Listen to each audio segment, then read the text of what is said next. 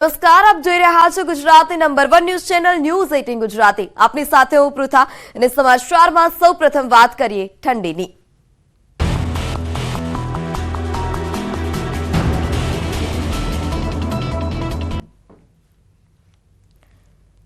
રાજ્યમાં ઠંડીનો ચમકારો જોવા મળ્યો। પવનના સુસવાટા સાથે ઠંડીનું પ્રમાણ વધ્યું છે।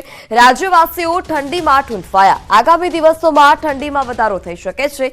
રાજ્યમાં 2 થી 3 ડિગ્રી સુધી પારો ગગડી શકે। 6 શહેરોમાં ઠંડીનો પારો 15 ડિગ્રીને પાર પહોંચ્યો હતો, જ્યારે 10.6 ડિગ્રી સાથે નલિયા સૌથી ઠંડુ શહેર। ડીસામાં 12.6, ભુજમાં 13.9 ડિગ્રી તાપમાન નોંધાયું છે। કંડલામાં 13.8, જ્યારે રાજકોટમાં 14.4 ડિગ્રી તાપમાન નોંધાયું। કાતિલ ઠંડી માટે હવે તૈયાર રહેજો। રાજ્યમાં 2 થી 3 ડિગ્રી સુધી પારો ગગડી શકે છે। પવનના સુસવાટા સાથે ઠંડીનું પ્રમાણ પણ વધારે જોવા મળી રહ્યું છે। ગુલાબી ઠંડીનો લોકો હાલ અત્યારે અહેસાસ કરી રહ્યા છે।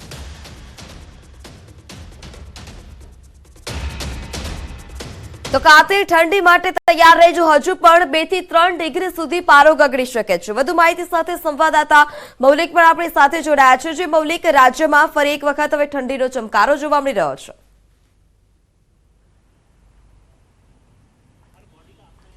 બિલકુલ પૃથા, આવનારા 2 દિવસોમાં જે રીતે હવામાન વિભાગની આગાહી છે કે ડબલ ઋતુની સિઝન હોય એ જ પ્રકારનું વાતાવરણ જોવા મળી શકે છે, કેમ કે સવાર અને સાંજ દરમિયાન બંને સમયે ઠંડીનો અહેસાસ અને ચમકારો જે છે તે લોકોને થઈ શકે છે, અને બપોર સમયે ગરમીનો અહેસાસ એટલે કે મહત્તમ પારો જે છે તે ક્યાંક વધવાની શક્યતા જે છે તે હવામાન વિભાગ દ્વારા આગાહી કરવામાં આવી છે।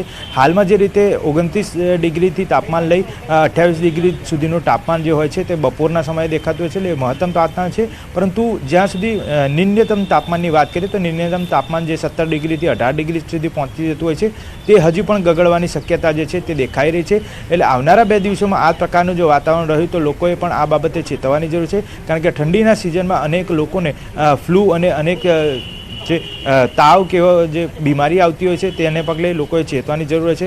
પરંતુ ગાર્ડનની વાત કરીએ તો ગાર્ડનમાં વહેલી સવારથી જ લોકો જે ચાલવા અને વોક કરવા માટે આવતા હોય છે તેમાં પણ ક્યાંક ને ક્યાંક લોકોનો હવે ઘટાડો જોવા મળી રહ્યો છે। જી મૌલિક, તો જે રીતે ગાર્ડનમાં સવારે શિયાળાની સવાર હોય ત્યારે ખાસ કરીને લોકો વોક કરતા હોય છે, કસરત કરતા હોય છે, તેઓનું શું કહેવું છે?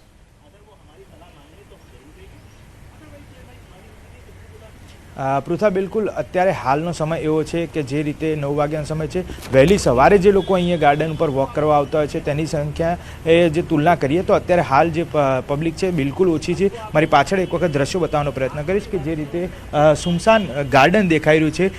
કારણ માત્ર એ છે કે વહેલી સવારે લોકો જે છે તે અહીંયા આગળ ચાલવા આવતા હોય છે, પરંતુ ગણતરીના લોકો જે છે, જે એજેડ છે, સિનિયર સિટીઝન છે, તે માત્ર કસરત કરવા માટે અહીંયા આવતા હોય છે।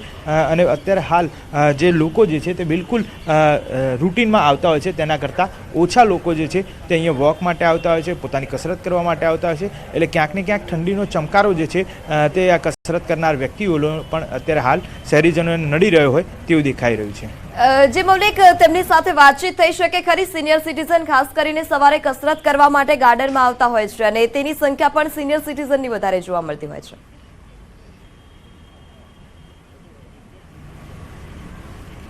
બિલકુલ પૃથા, ફરી એક વખત આપણે વાતચીત કરવાનો પ્રયત્ન કરીશું। કેટલાક સિનિયર સિટીઝનો કસરત કરી અને અહીંયા આગળ હાલ બેઠા છે, તેમની સાથે વાતચીત કરવાનો પ્રયત્ન કરીએ।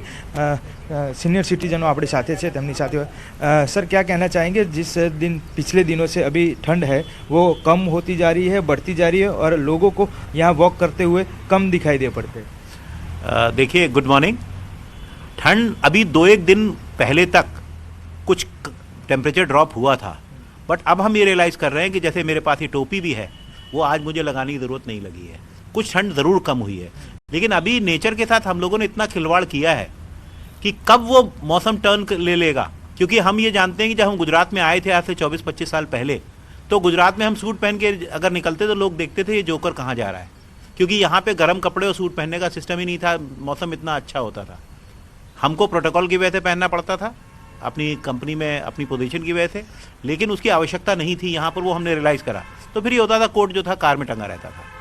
अब मैं देखता हूँ कि मौसम इतना चेंज हुआ है कि अहमदाबाद में भी बरसात होने लगी है, वाटर लॉगिंग होने लगी है, तो नेचर जो है वो अनप्रेडिक्टेबल हो गया है।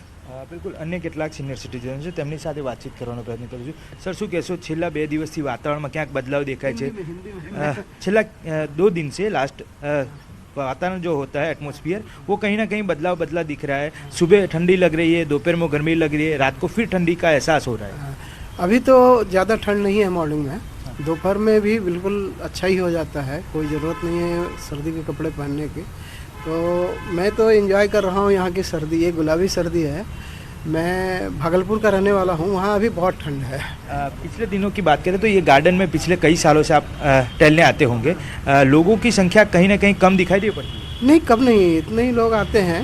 कुछ लोग मॉर्निंग में आते हैं, कुछ लोग लेट आवर्स में आते हैं, जैसे हम आए हैं. तो ज़्यादातर लोग मॉर्निंग में ही आते हैं और संख्या उतनी ही है, कमी नहीं हुई है सर्दी उर्दी के चलते. मैं इसमें एक पॉइंट ऐड कर सकता બિલકુલ બિલકુલ.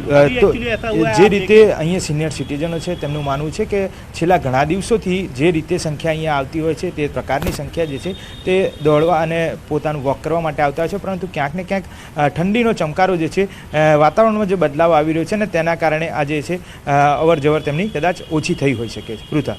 જી મૌલિક, સમગ્ર માહિતી બદલ આભાર. તો ઉત્તર ભારતમાં પર્વતીય પ્રદેશોમાં હાલ ભારે હિમવર્ષા થઈ રહી છે અને જેને કારણે ઠંડીનો પારો સતત ગગડી રહ્યો છે. ઉત્તરાખંડના પહાડી વિસ્તારોમાં મોસમે મિજાજ બદલ્યો. પર્વતીય પ્રદેશોમાં હિમવર્ષાને કારણે નીચલા વિસ્તારોમાં પણ તેની અસર જોવા મળી રહી છે. ઘાટીવાળા વિસ્તારોમાં સવારથી જ ગાઢ ધુમ્મસ છવાયું છે, જ્યારે સાંજ પડતા જ હિમવર્ષા શરૂ થઈ જાય છે. તેજ પવન સાથે હિમવર્ષા થતા જનજીવન પર પણ તેની અસર જોવા મળે છે. તો આ તરફ ઉત્તરકાશી ગંગોત્રી ઘાટમાં કાતિલ ઠંડીથી જનજીવન પર તેની ભારે અસર જોવા મળી રહી છે. કાતિલ ઠંડીને કારણે ગંગોત્રી નદી કાંઠે નદીનું પાણી પણ બરફમાં ફેરવાઈ ગયું છે. એટલું જ નહીં, નાના ઝરણા અને નાળામાં પણ બરફ જોવા મળી રહ્યો છે. સમગ્ર ઘાટી વિસ્તારમાં રેકોર્ડ બ્રેક ઠંડી પણ વધી રહી છે. ગંગોત્રી ક્ષેત્રના ગંગા ભાગીરથી, જ્યાં પાણીનું વહેણ ખૂબ ઓછું છે, ત્યાં ગંગાના બંને કિનારે પાણી જામી ગયા છે.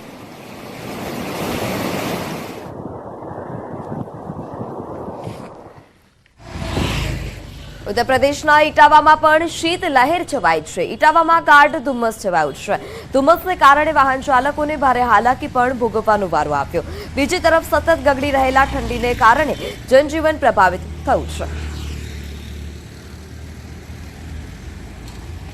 તો આ તરફ રાજસ્થાનમાં પણ હાડ થીજવતી ઠંડીથી જનજીવન પ્રભાવિત થયું છે. સિકર પ્રદેશ સહિત આસપાસના વિસ્તારોમાં ગાઢ ધુમ્મસ છવાયેલું જોવા મળ્યું. ફતેહપુરમાં વહેલી સવારે 3.5 ડિગ્રી તાપમાન નોંધાયું હતું.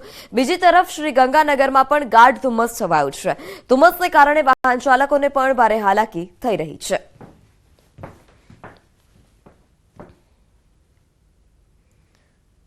અને સમાચારમાં હવે વાત અંબાલાલ પટેલની મોટી આગાહીની.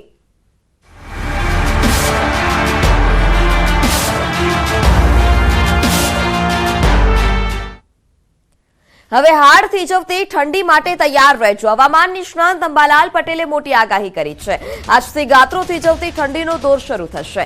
તેજ પવન સાથે ઠંડીનો ચમકારો રહેશે. હવે ધીરે ધીરે ઠંડીનું પ્રમાણ વધતું જશે. 29 ડિસેમ્બરથી જબરજસ્ત કાતિલ ઠંડી રહેશે. જાન્યુઆરી મહિનો ઠંડોગાર રહે તેવું પણ અનુમાન છે. 10 અને 11 જાન્યુઆરીએ ઠંડીનો ચમકારો રહેશે. કચ્છના નલિયામાં 10 ડિગ્રીથી ઓછું તાપમાન રહેશે. ઉત્તર પર્વતીય પ્રદેશોમાં તાપમાન શૂન્ય થઈ શકે છે. પંજાબ, હરિયાણા, રાજસ્થાનમાં તાપમાનનો પારો 3 થી 4 ડિગ્રીએ ગગડી શકે.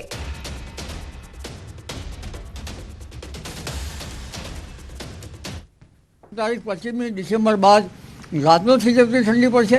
29મી ડિસેમ્બર ઠંડીનો ચમકારો જબરદસ્ત આવશે અને જાન્યુઆરી માસનો વધારે ઠંડામાં ઠંડો રહેશે, જેમાં 10-11 જાન્યુઆરી પણ ઠંડીનો ચમકારો આવશે.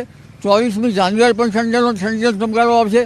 એટલે હવે ધીરે ધીરે ઠંડીનું પ્રમાણ વધતું જશે અને દેશના ઉત્તરીય પર્વતીય પ્રદેશોમાં 0 ડિગ્રી સેલ્સિયસથી નીચું ન્યૂનતમ તાપમાન જવાની શક્યતા રહેશે.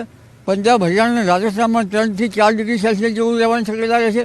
નલિયામાં 10 ડિગ્રીથી નીચું રહેવાની શક્યતા રહેશે. તો અરબી સમુદ્રમાં ડીપ ડિપ્રેશન બનવાની શક્યતા. 29 અને 31 ડિસેમ્બર સુધી સિસ્ટમ બનવાની શક્યતા છે. બંગાળના ઉપસાગરમાં સિસ્ટમ બનશે. દક્ષિણ ગુજરાત અને સૌરાષ્ટ્રમાં તેની અસર જોવા મળશે. 1 થી 5 જાન્યુઆરીમાં વેસ્ટર્ન ડિસ્ટર્બન્સની શક્યતા જોવા મળશે. વેસ્ટર્ન ડિસ્ટર્બન્સને કારણે અનેક ભાગોમાં વરસાદની શક્યતા.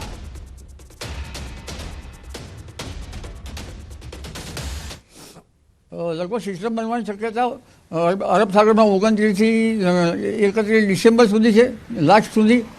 અને તરત બંગાળ ઉપસાગરમાં પણ સિસ્ટમ બની રહી છે.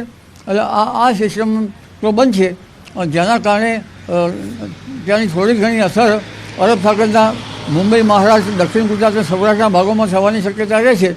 પરંતુ એક ઉલ્લેખનીય છે કે એક વેસ્ટર્ન ડિસ્ટર્બન્સ લગભગ જાન્યુઆરી તારીખ 1 થી 5 આવી રહ્યો છે, અને આ વેસ્ટર્ન ડિસ્ટર્બન્સના કારણે રાજ્યના ભાગોમાં વરસાદ થવાની શક્યતા છે. કબૂતરબાજી કેસમાં સીઆઈડી ક્રાઇમની વધુ એક કાર્યવાહી જોવા મળી છે. અમદાવાદના નવરંગપુરા વિસ્તારમાં હતા દરોડા. વિઝા કન્સલ્ટન્સી ઓફિસમાંથી 2 આરોપીઓની ધરપકડ કરવામાં આવી. કુલ 5 આરોપીઓ સામે ગુનો નોંધી તપાસ હાલ અત્યારે ચાલી રહી છે. અત્યાર સુધીમાં કુલ 3 ફરિયાદો થઈ ચૂકી છે દાખલ. વિઝા કન્સલ્ટન્સી ઓફિસથી મુદ્દામાલ પણ કબજે કરવામાં આવ્યો. દસ્તાવેજો, મોબાઈલ, લેપટોપ સહિતનો મુદ્દામાલ ઝડપી પાડવામાં આવ્યો છે. નકલી દસ્તાવેજોને આધારે ગ્રાહકોને વિદેશ મોકલાતા હતા. ફરાર આરોપીઓમાંથી કેટલાક શખ્સો અન્ય રાજ્યોના રહેવાસી પણ છે. તાજેતરમાં જ ખોટા ડોક્યુમેન્ટ બનાવી અને વિઝા આપવાની લાલચ આપતું હતું, જ્યારે આખું રેકેટ સીઆઈડી ક્રાઇમે ઝડપી પાડ્યું, જેમાં સીઆઈડી ક્રાઇમની 17 ટીમે એક સાથે અમદાવાદ, વડોદરા અને ગાંધીનગરના વિઝા કન્સલ્ટન્ટની ત્યાં દરોડા પાડ્યા હતા, જેમાં અમદાવાદના જીગર શુક્લની ધરપકડ કરવામાં આવી છે. દરોડામાં નકલી માર્કશીટ મળતા ફરિયાદ નોંધવામાં આવી હતી અને એક જ વિદ્યાર્થીના નામની 6 બનાવટી માર્કશીટ મળી આવી. સમગ્ર મામલે સંવાદદાતા નવીન ઝા પણ જોડાઈ ચૂક્યા છે. જી નવીન, કબૂતરબાજી કેસમાં સીઆઈડી ક્રાઇમની વધુ એક કાર્યવાહી જોવા મળી. અત્યાર સુધીમાં કયા ખુલાસા થયા છે? પૃથા, જે રીતે એક સાથે તમામ વિઝા કન્સલ્ટન્સી અને એજન્ટ લોકો જે કામ કરતા હતા ત્યાં દરોડા પાડવામાં આવ્યા હતા, ને અગાઉ પણ જે રીતે 2 એફઆઈઆર અને થઈ હતી અને ત્રીજી એફઆઈઆર પણ શનિવારે દાખલ કરવામાં આવી છે. જો કે તપાસમાં એટલે કે ત્યાં કન્સલ્ટન્સીની ઓફિસમાં જયારે સર્ચ કરવામાં આવ્યું ત્યારે ત્યાંથી જે અલગ અલગ માર્કશીટ, લેપટોપ અને કહી શકાય કે એક છોટા હાથી એટલે કે જે ટેમ્પો હોય છે કેટલું ભર્યું મુદ્દામાલ કબજે કરવામાં આવ્યું છે. એટલે કહી શકાય કે કયા હદે આ આખું નેટવર્ક ચાલતું હતું, જેમાં માત્ર ગુજરાત નહીં, ગુજરાત બહારના દિલ્હીના અને અન્ય રાજ્યોના પણ એજન્ટો સક્રિય હોવાનું સામે આવી રહ્યું છે. અને જેને લઈને સીઆઈડી ક્રાઇમે 3 એફઆઈઆર કરી અને ગઈકાલે એટલે શનિવારે 2 આરોપીની ધરપકડ કરી આગળની તપાસ શરૂ કરી છે. જી નવીન, સમગ્ર માહિતી બદલ આભાર. અને હવે વાત કે ગુજરાતમાં જાસૂસી કાંડનો માસ્ટરમાઇન્ડ કોણ?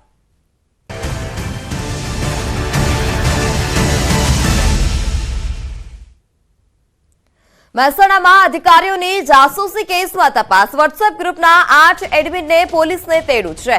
જાસૂસી કાંડના મૂળ સુધી પહોંચવા માટે ડિટેલ કઢાવવામાં આવી. મહેસાણા એ ડિવિઝન પોલીસ મથકે હાજર રહેવા નોટિસ પાઠવવામાં આવી. તાજેતરમાં જ રાજ્યવ્યાપી સરકારી અધિકારીઓની જાસૂસીનો પર્દાફાશ થયો છે.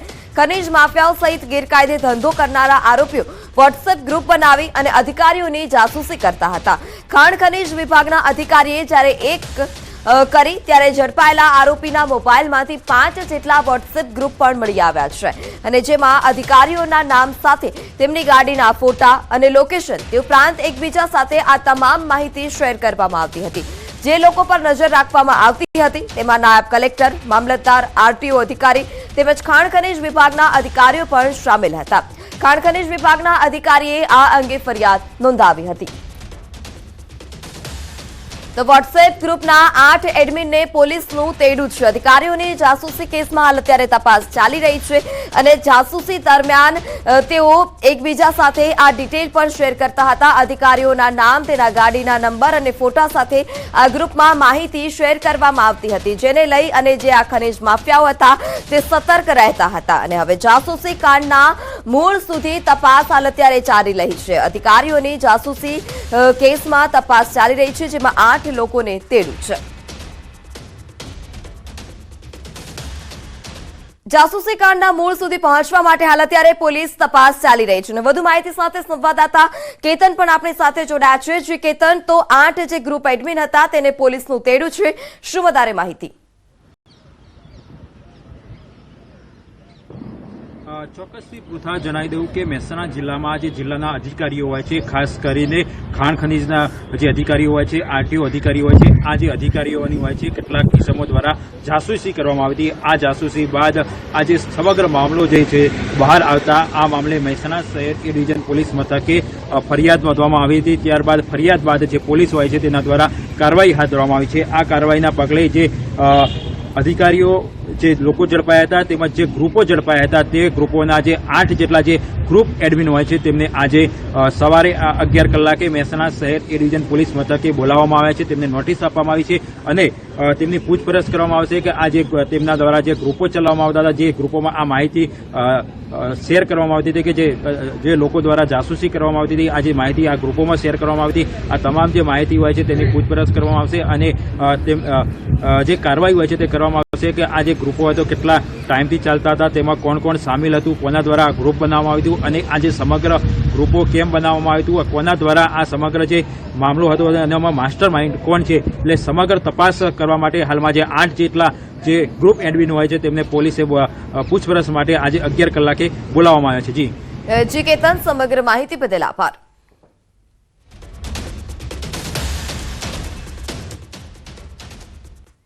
તો સમાચારમાં હાલ સમય થયો છે વિરામનો. આપ જોડાયેલા રહો ન્યૂઝ 18 ગુજરાતી સાથે.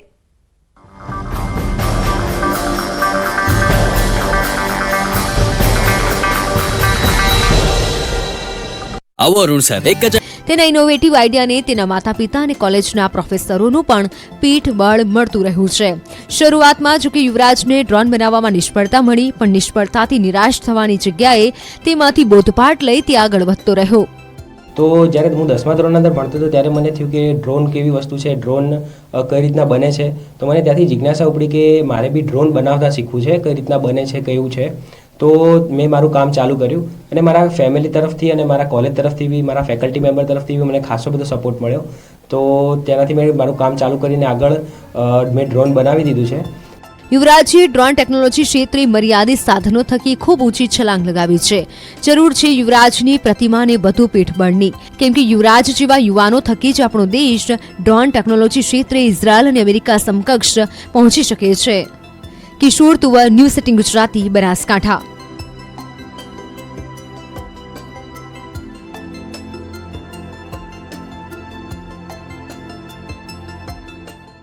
ગુંડાગીરીના આ દ્રશ્યો છે બનાસકાંઠાના પાલનપુરના ખેમાણા ટોલનાકાના. ટોલનાકું જાણે જંગનું મેદાન બની ગયું હોય તેવું લાગી રહ્યું છે. ટોલનાકાનો કર્મચારી જાણે આ ગુંડાઓનો ભવોભવનો દુશ્મન હોય તે રીતે 10 લોકોનું ટોળું તેની પર તૂટી પડ્યું છે. 10થી વધુ લોકોના ટોળાએ યુવાનને માર મારી અધમૂવો કરી નાખ્યો.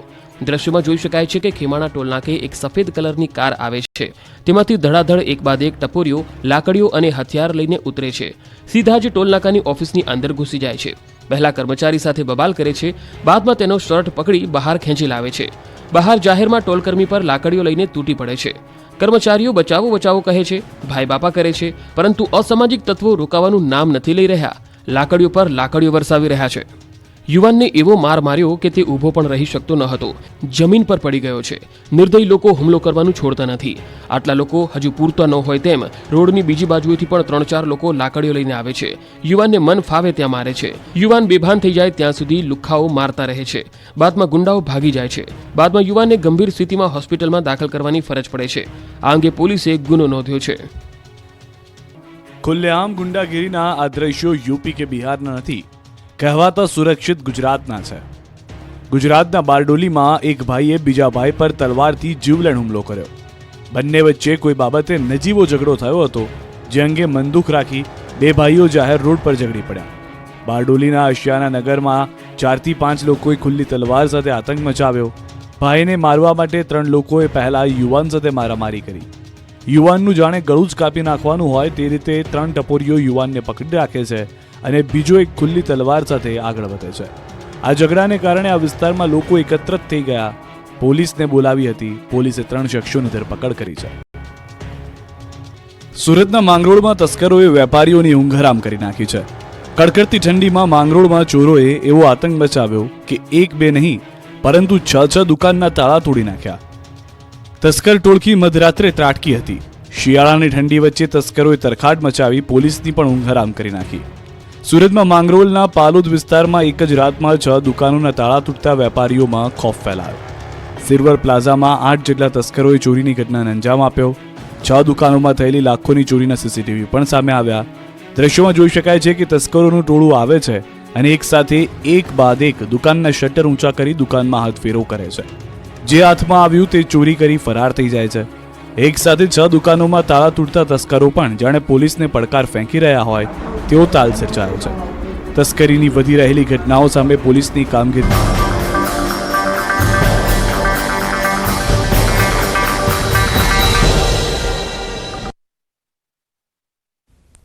Welcome back. આજે નાતાલનો તહેવાર. ખ્રિસ્તી લોકો ચર્ચમાં જઈ અને પ્રાર્થના કરે છે. ક્લબ અને પાર્ટી પ્લોટમાં નાતાલની ઉજવણી થશે. જ્યારે ઈસુ મસીહના જન્મદિવસની ખુશીમાં ખ્રિસ્તી લોકો ક્રિસમસની ઉજવણી કરતા હોય છે. તહેવારની રજાઓમાં વિવિધ સ્થળો પર લોકોની ભીડ પણ જોવા મળતી હોય છે. મોટી સંખ્યામાં લોકો પ્રવાસન સ્થળની મુલાકાત લઈ રહ્યા છે. પરંતુ તહેવારોની સિઝનમાં ગુજરાતમાં કોરોનાના કેસમાં પણ વધારો થયો છે. અમદાવાદમાં જ કોરોનાના 33 કેસ નોંધાયા છે. ગુજરાતમાં કોરોનાના એક્ટિવ કેસની સંખ્યા 40ને પાર પહોંચી છે, જેથી લોકોએ સચેત રહેવાની જરૂર છે. આજે નાતાલનો તહેવાર છે ને ખ્રિસ્તી લોકો ખાસ કરીને ચર્ચમાં જઈ અને પ્રાર્થના કરે છે. તહેવારના દિવસોમાં જ હાલ અત્યારે કોરોનાએ ફરી માથું ઉચક્યું છે. અમદાવાદમાં જ 40 જેટલા એક્ટિવ કેસ હાલ અત્યારે જોવા મળી રહ્યા છે. ત્યારે લોકોએ પણ બહાર જતા સમયે સતર્ક રહેવાની જરૂર છે.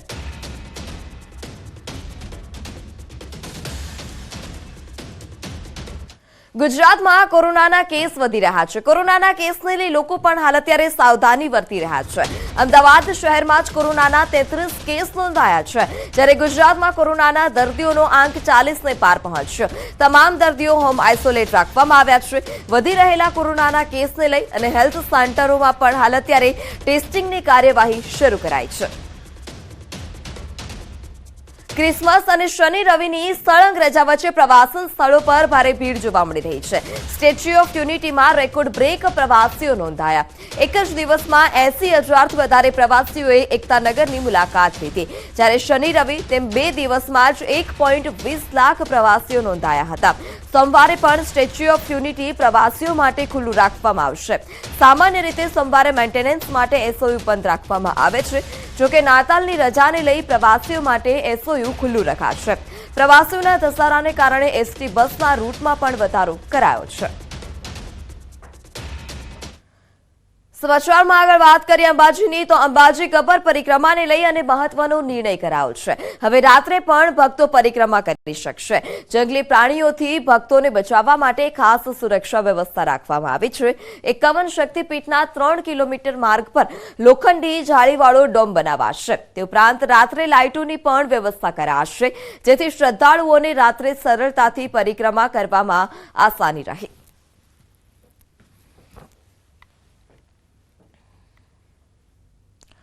કોંગ્રેસને મિલનમાં પૂર્વ સાંસદ વિરજી ઠુમ્મરે પીએમ વિશે કરેલી ટિપ્પણી મામલે અમરેલીમાં રાજકારણ ગરમાયું છે. અભદ્ર ટિપ્પણી બાબતે જિલ્લા ભાજપના મહામંત્રીએ ફરિયાદ નોંધાવી.